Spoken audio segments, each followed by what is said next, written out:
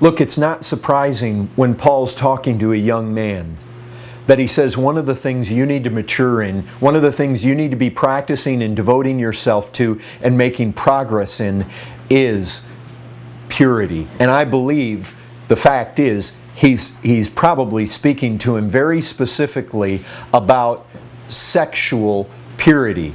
If he's using it in a broader sense, he's at least including this idea unquestionably. When he's talking to a young man and the way he talks to him in other places, flee youthful passions, youthful lusts, brethren, you can be sure of it. This is an area that he wants him in his youthfulness to be making progress. And I just ask you young people, some of you that aren't so young, have you made progress? Listen, this is one thing that we find. This is one thing that, if anything, I'll be honest. You guys know James started that website. He started it really dealing, because of the background he comes out of, dealing with a lot of the sexual immorality that is prevalent among young people today. And in the things that have been posted there, we see by the amounts of traffic.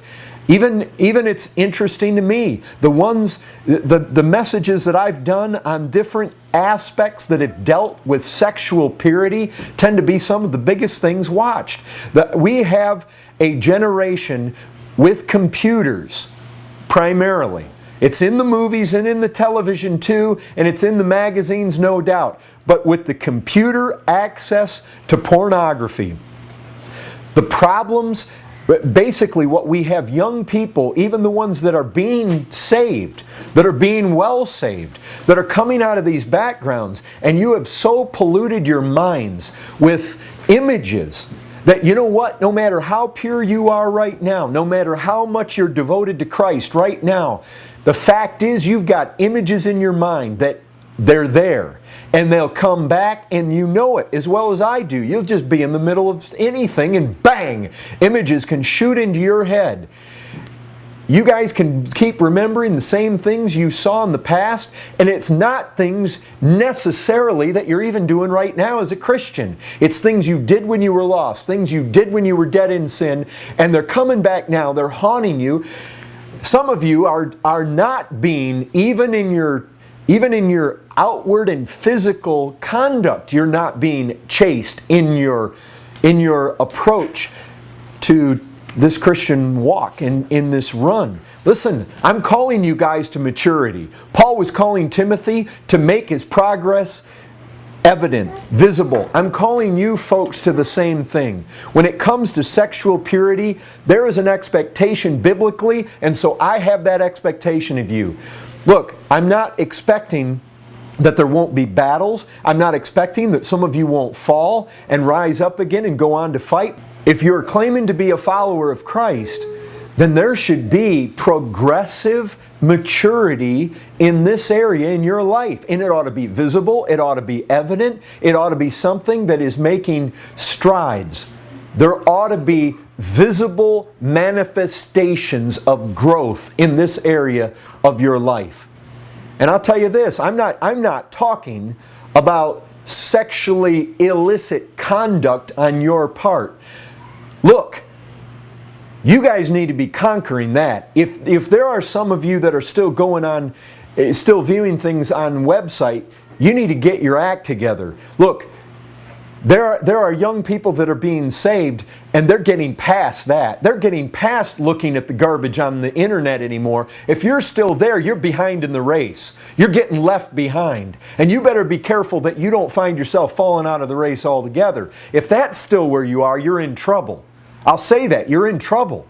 And I'll give you, you know the verses. Listen, if you've been coming to this Bible study any length of time, I could take you to numerous verses in the New Testament that would lead you to believe that you are in trouble. And if you're still doing that as a habit of life, I can give you numerous verses that would tell you, don't be deceived. You're not going to inherit the kingdom of heaven. You are living a pattern of life where you ought to be doubting your salvation if you're still falling into that on a regular basis.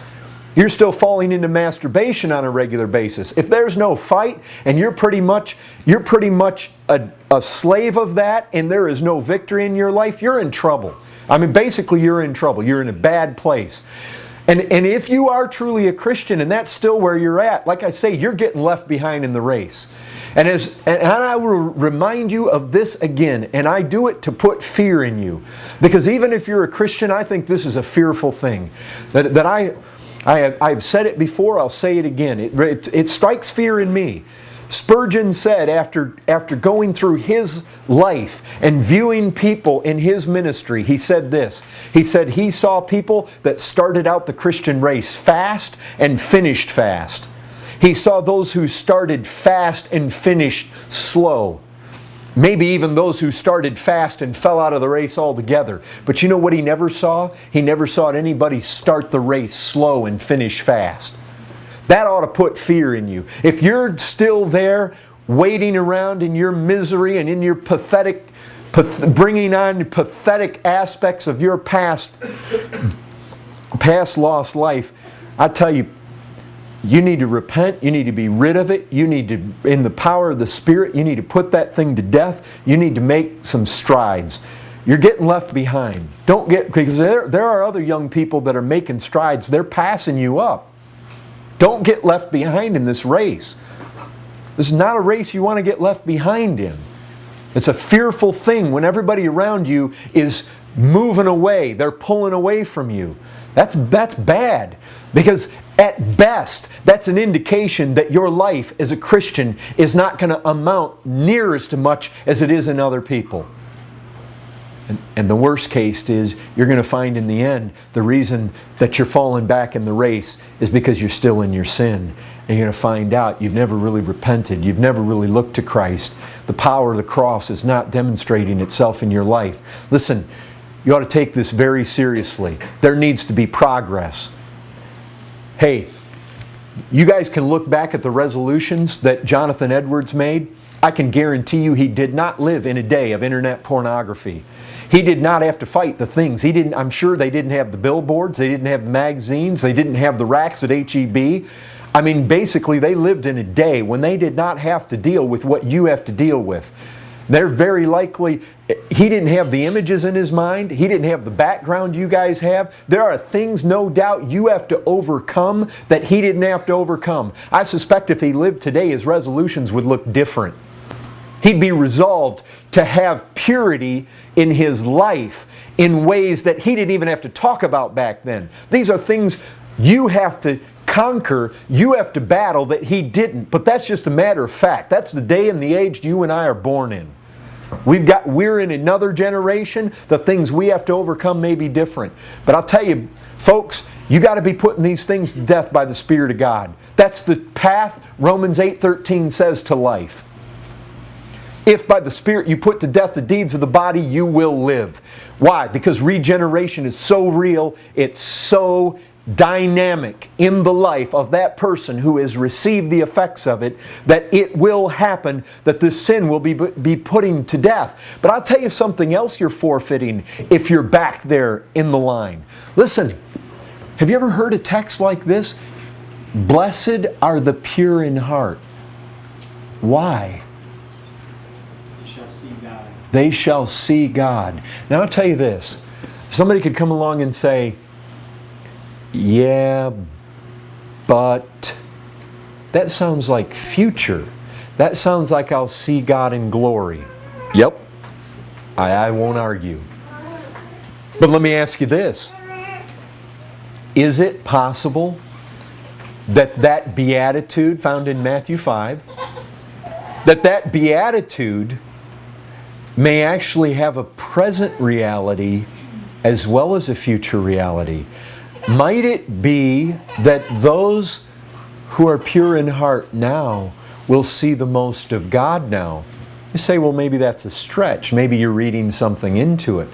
I'm just saying, might there be the possibility?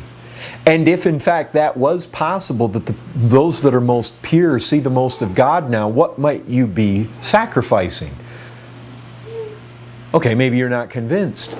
Let me take you to another place. Let me take you back into the Old Testament scriptures. Some of you are familiar with this verse, Psalm 24. We had a Bible study before where we dealt with this. Psalm 24, verse 3. Who shall ascend the hill of the Lord? And who shall stand in His holy place? Who is it? Anybody know? He who has clean hands and a pure heart. So the pure in heart see God. Here we find out the ones that ascend the hill of the Lord stand in His holy place. They're the ones with clean hands and a pure heart. Listen to this. Who does not lift up his soul to what is false and does not swear deceitfully. What do you think?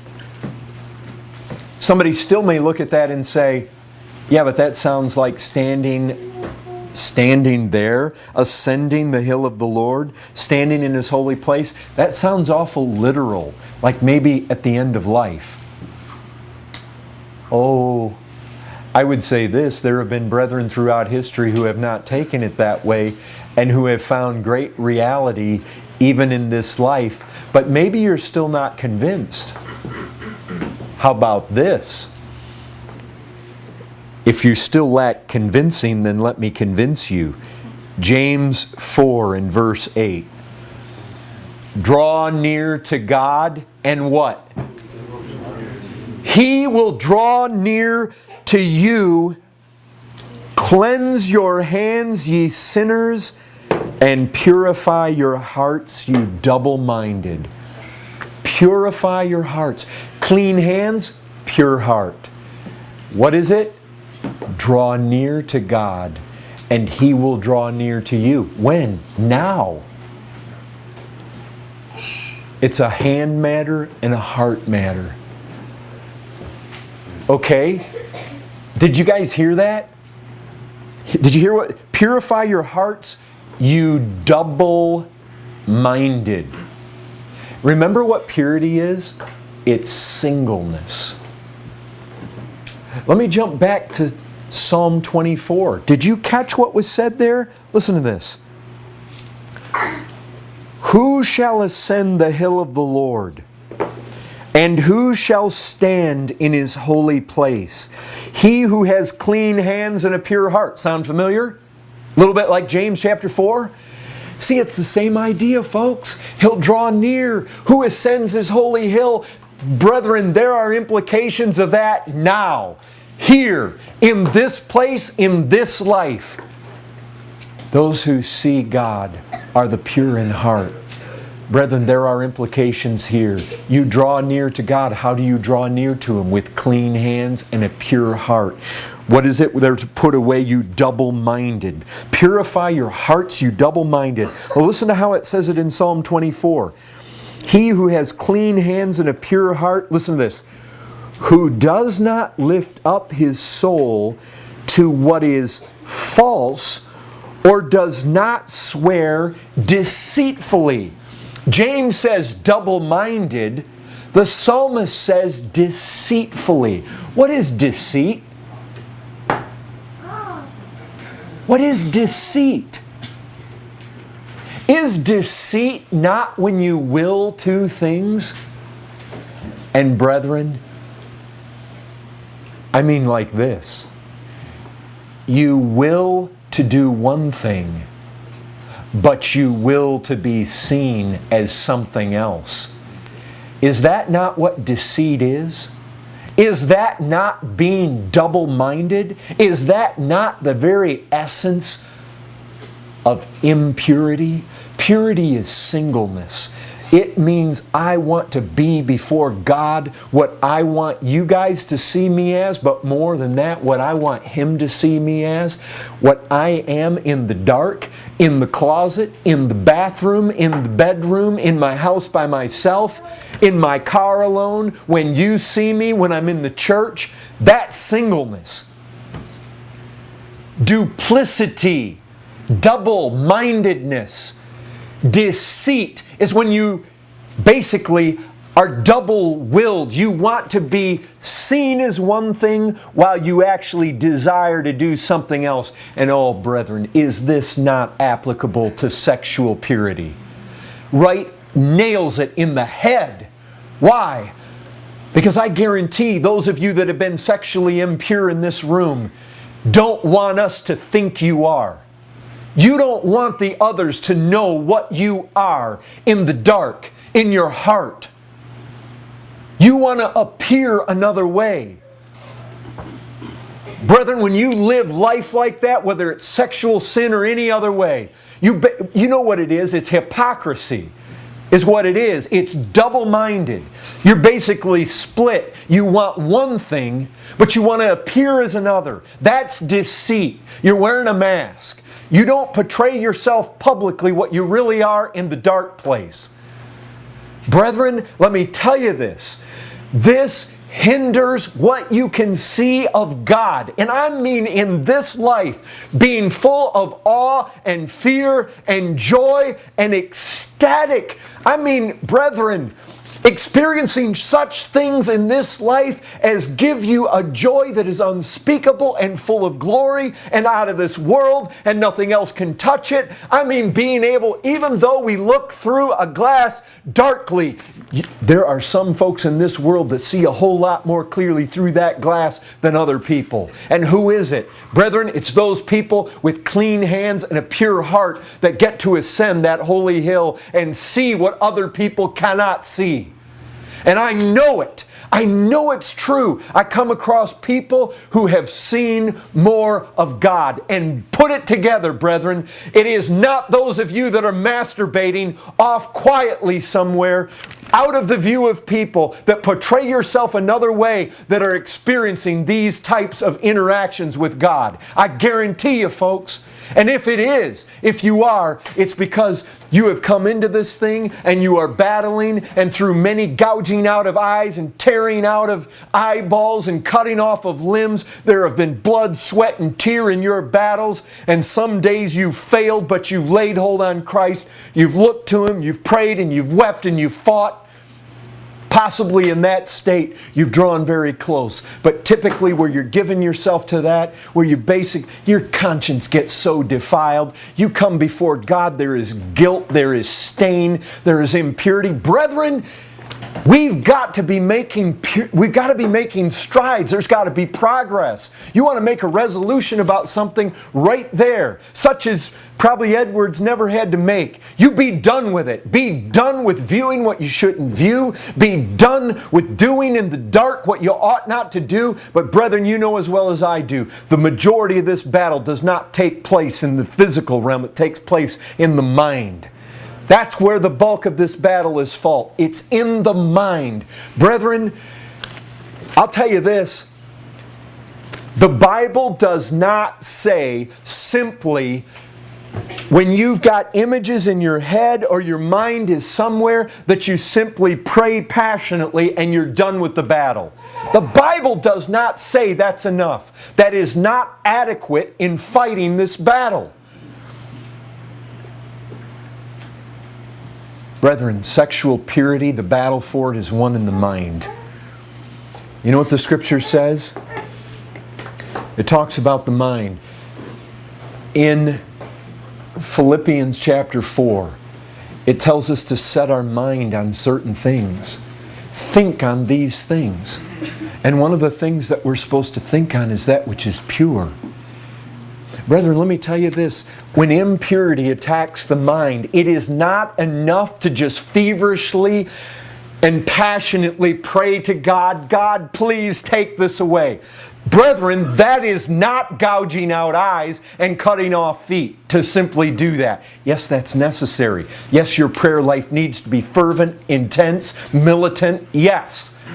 But unless your actions are likewise, you're not doing enough. Brethren, it doesn't say just pray militantly. It says work out your salvation with fear and trembling. You've got to work, you've got to fight. When Christ says gouge out, He doesn't mean just simply that's all a prayer picture. That's not what He meant. He meant you've got to be rooting sin out at the deepest levels. And if the battle's in the mind, then be certain of this. The way you rid illicit images in the mind, impure images in the mind, is not to try to blank your mind, put a vacuum in your mind, not just prayer feverishly. What is it? Brethren, does the Scriptures not say repeatedly, set your mind on this or on that? In Colossians chapter 3, set your mind on things above. Brethren, The Scriptures portray, in the power of the Spirit, the Christian has the ability to set his mind where he wants to set it. You're plagued by images. You're plagued by things that are crowding out. Listen, I don't doubt at all that Satan can't come along and project images. He has a way of speaking to us. I don't know how it is. Well, I think Matt dealt with that on Sunday morning. The fact is, folks, how do you confront these things? When all of a sudden, like a bullet, you've got this image from the past, something. It's there. What are you going to do? It's not just enough to pray. Somehow, we've got to be replacing that imagery with something that is pure, something that is lovely, something that is wholesome, something that is righteous. How do I do it? I set my mind on things that are appropriate for a Christian. It's exactly what I do. Those who live according to the flesh set their minds on things of the flesh. Those who live according to the Spirit set their minds on the things of the Spirit. For to set the mind on the flesh is death, but to set the mind on the Spirit is life and peace. Brethren, too many people think that when they've struggled with temptation and prayed for deliverance, the battle's over. Brethren, the battle's just starting. You say, what do? You think on something else. You don't try to just say, no, I don't want to think about that. Because a vacuum doesn't win the battle. Brethren, you set your mind on things above. You set your mind on things of the Spirit. Like, what's that? Brethren, I'll tell you, one of the most, in my estimation, one of the most soul-stirring pictures that I can set my mind on is Jesus Christ in the Garden of Gethsemane. And sometimes I'm affected by that just as much or more as the cross itself. Why? Maybe because I've spent more time trying to develop images from Gethsemane, because Gethsemane hits me so powerfully because of what Christ seemed to suffer there before He was on the cross. And what it does is it helps me feel the cross to be an even greater thing, but because of the time I've spent trying to develop the greatness of the cross as I see it in Gethsemane, I think I've had my mind and I've spent a lot of time thinking there, and I find myself greatly moved when I see Christ saying, Abba. He's asking His Father if it's possible that that cup be removed. He was actually at the point of death. He was at the point of death. Brethren, I'll tell you this. When you've had images or you've been fighting lust, are you trying to make progress by setting your mind on something like that? Can you see Christ literally on His face, sweating as it were great drops of blood? At the point of death. Because even the anticipation of what He's going to endure, the agonies on that cross, are so overwhelming to Him. He's not even there yet. He's not even enduring the separation from His Father yet. He is not bearing the load of sin. The sun hasn't gone dark. The crush of God upon that cross has not come. He's only thinking ahead. He's bearing the thought of what's going to happen. Have you tried to take your mind to the image of that when you're confronted by the thought of a picture of a woman in your head or a man in your head? Or have you taken yourself? Brethren, what are the graphic imageries of the Scripture that you can set your... Look, there are images that you can set your mind on that will kill impure images. You need images that are more powerful.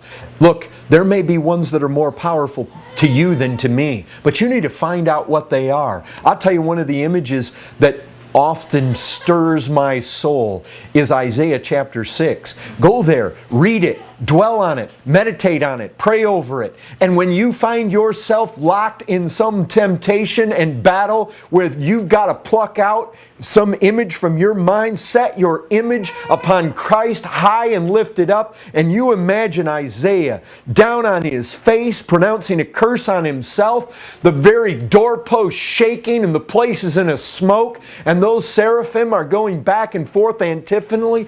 You think about that. You set your mind there. You see fire come out from the altar and consume Nadab and Abihu. And think of Aaron holding his peace in the face of a holy God.